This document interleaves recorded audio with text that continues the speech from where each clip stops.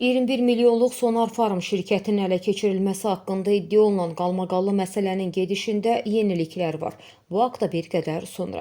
Qısa bir xatırlatma edək ki, Sonar Farmın qurucusu 50% pay sahibi olan Mahirə Əsədova iddia edir ki, xəbəri olmadan sahibi olduğu şirkətin notarial qaydada digər şəxsin adına qanunsuz keçirilməsi ilə bağlı məsələnin həllini artıq hüquq müstəvisində çözməyə çalışır və toplanmış bütün materialları, səs yazılarını Binəqədi rayon polis idarəsinə təqdim edib. Aparılan araşdırma zamanı bütün şahidlər lazım ifadələrini verib. Lakin şikayət üzrə cinayət işi başlanılmayıb.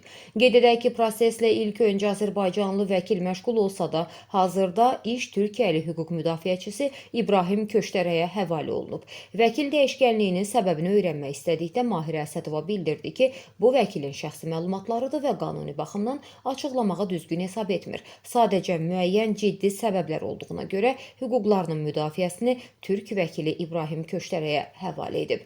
Xatırladaq ki, Köçdərə işlə tanış olduqdan sonra ilk öncə Azərbaycan Respublikası Baş Prokuroru Kəmran Əliyevə müraciət edib və məsələnin tam şəffaf və obyektiv şəkildə araşdırılmasına göstəriş verməsini istəyib.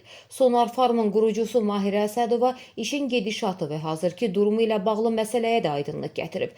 Əsədovanın hüquqlarını müdafiə edən vəkil İbrahim Köçdərə məsələ ilə bağlı müsbətə doğru irəliləyişlərin olduğunu bildirib. Müvəkkilləri və öz adından Baş Prokuror Kəmran Əliyevə eyni zamanda Binəqədi rayon prokurorluğuna məsələyə obyektiv şəkildə yanaşdıqlarına görə təşəkkür etdiyini də dilə gətirib. Vəkilin sözlərinə görə Binəqədi prokurorluğu rayon polis idarəsinin cinayət işinin başlanılmasını rədd edilməsi haqqında 24 iyul 2025-ci il tarixli qərarı ləğv edib və material əlavə araşdırma aparılması üçün yenidən Binəqədi rayon polis idarəsinin istintaq şöbəsinə həvalə edilib. Qeyd edək ki, zərər çəkən tərəf olduğunu iddia edən Mahirə Əsədova və vəkili məsələnin Binəqədi rayon polis idarəsində araşdırılmasını istəmir və işin yenidən ya prokurorluqda, yaxud da digər yuxarı instansiyalarda araşdırılması üçün müraciət ediblər. Məsələ diqqətimizdədir.